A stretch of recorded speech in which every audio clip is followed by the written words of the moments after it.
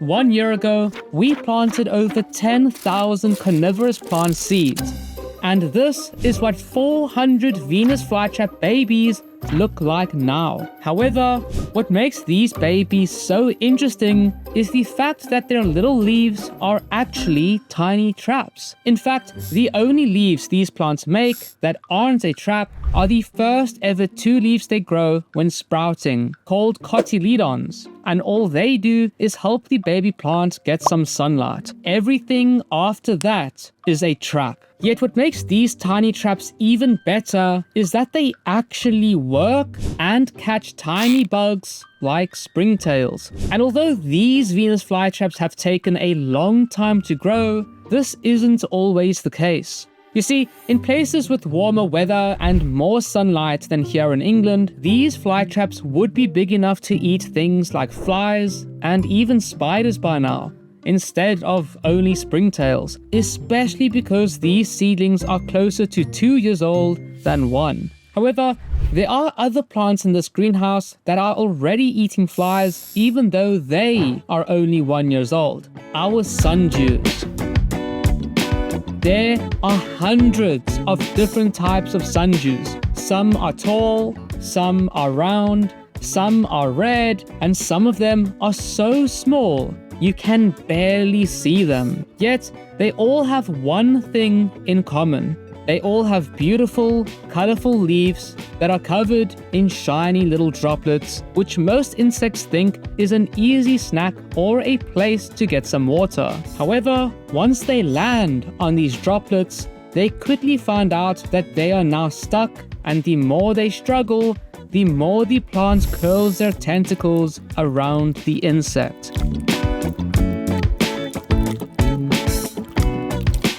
Yet, what if I told you we have thousands of baby sundews in this pot alone? It doesn't really sound possible until you see their seeds. Each flower makes hundreds of seeds so small that if you just breathe near them, they will fly off across the ocean, never to be seen again. And each plant makes about 5 to 10 flowers. So just one plant can easily make a couple thousand seeds, which will cover your pots with tiny sundew seedlings if you aren't careful. However, this doesn't always mean you will end up with thousands of fully grown plants. You see, this sundew's government name is Drosera capensis. It grows up off the ground, has long leaves, and only half of it is covered in sticky tentacles. Yet this species is kind of a weed in the hobby, seeing as they grow so easily and their seed usually goes everywhere.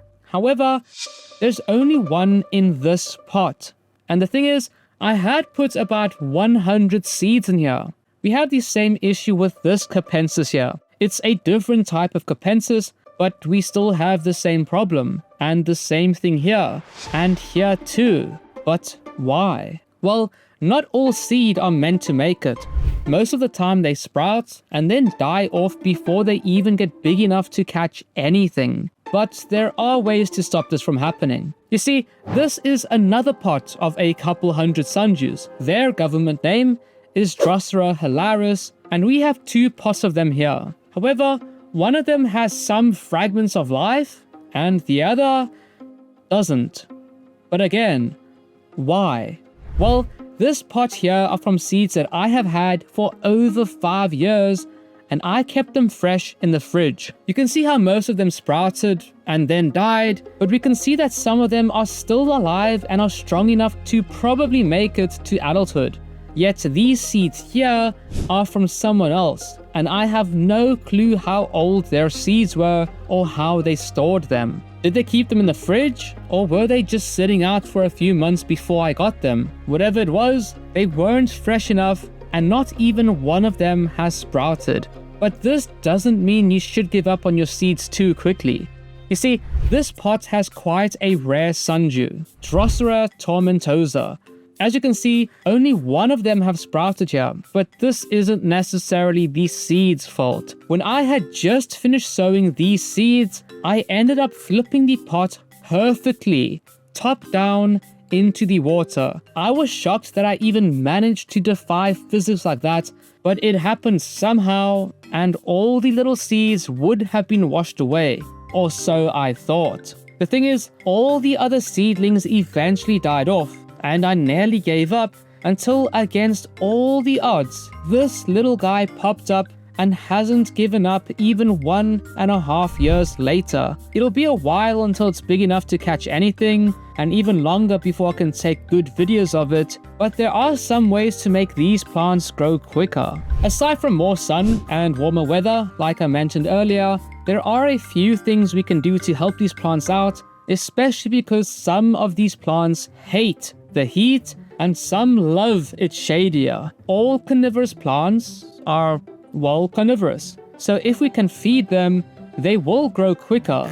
However, how do we feed a plant that is so small it can't even catch food by itself? This is something I spent many years struggling with, especially because I lived in a country that didn't have much gardening supplies available. But when I eventually moved to Australia, I discovered fertilizers that could work for carnivorous plants. Now, when I say could, I mean it could work if you are extremely careful. The whole reason these plants are, well, carnivorous is because they live in places with very little nutrition in their soil. So if we just give them a lot of nutrition to try and feed them, well, you could end up killing them. So giving them fertilizers isn't as easy as you might think. The type of fertilizer is also very important. It has to be a seaweed-based fertilizer that you spray onto the tiny seedlings, and on top of this, you have to make sure that it is very diluted. You can't just blast them with full concentration Kool-Aid. You've got to water that down a bit. And even when spraying them, you still have to be careful to not spray the seedlings out of the soil. Now, don't get me wrong.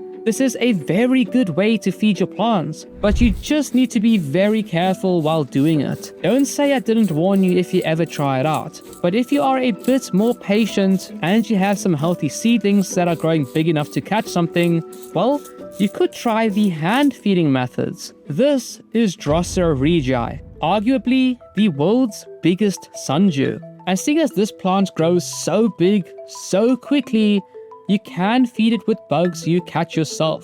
In fact, I actually recommend it with these plants, especially if you are growing them from seed. You see, this species has something called SRDS, Sudden Regii Death Syndrome. Now, I don't know much about why these little babies suddenly die off, but people think it happens when they go from making baby roots to making their first adult roots. Now, this has happened to me in the past, and sadly, I lost a few seedlings to malnutrition, but this time, I know to feed them as soon as I can to prevent that from happening. In fact, the only seedlings that did die were the ones that I didn't feed. And to be honest, hand feeding your little babies as soon as you can is the best way to get them to grow. It's much better and safer than spraying them with fertilizer. Yet, there are some plants that you can't hand feed, even if they are quite big. Take this pitcher plant, for example. It's about 4 years old and bigger than most of the sundews in the greenhouse, but there's no way to fit a fly into these traps. In fact, I don't think pitcher plant seedlings even catch much food. If anything, they need some nutrition in their soil to help them grow. But please do not put any fertilizers in their soil. That will definitely kill them and all the other plants that share the same water tray as them. Yet, what you can do for these plants is fertilize them with that same seaweed-based fertilizer I mentioned earlier. And if anything, it's probably better to spray into their pitcher than on the outside like all the other plants. I mean, think about it. Sure, they can absorb stuff through their leaves on the outside, but these traps are made to absorb stuff inside their pitchers. And if you spray them on the outside, not only does fertilizer drip down into the soil, where it could affect the plant and any others in the same tray, but it can cause mildew and mold to grow on the traps.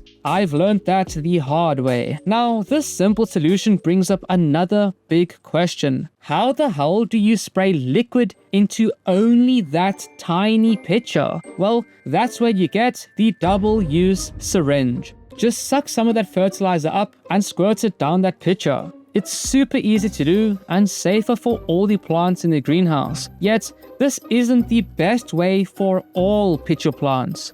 Cobra lilies, or Darlingtonia, have big heads on them. Look at them, big-headed plants. Never thought you'd ever hear that, did you? Well, their heads makes it extremely difficult to just spray fertilizer into the trap without turning the plant upside down and just making life really difficult for yourself. And once again, if you spray the plants on the outside, the mold attacks. And let me tell you, the mold attacks these plants. It really sucks to see a beautiful new pitcher get covered in mildew so quickly. But once again, we do have a solution. Most carnivorous plants usually struggle if they get some sort of cut or hole in them. But seeing as these pitchers are quite tough and are meant to last a long time, putting a tiny hole in their head is pretty safe. That sounds really bad, like some Jeffrey Dahmer stuff here, but guys, it's just a plant, so please don't worry. Now, you shouldn't put a hole in the plant just anywhere. The plant actually has some guides that you could use. Darlingtonia have these see-through windows in their heads, which helps them catch bugs. The theory is that when a bug climbs into the mouth to get some nectar, they eventually forget where they came from, and when they're ready to fly off, they think these see-through windows are a way out. So, they end up flying straight into them, hit their head, and then fall down the tube. It sounds like something a pigeon would also do, to be honest, but if we take something sharp and make a hole in this window, not only does the plant not get hurt, it's also much easier to cut into the plant, and eventually, you can just spray your fertilizer down here to easily feed your plant, month after month. Now, fertilizers don't apply to just sundews and pitcher plants. You can spray Venus flytraps too, and even a different type of sticky plant, Drosera.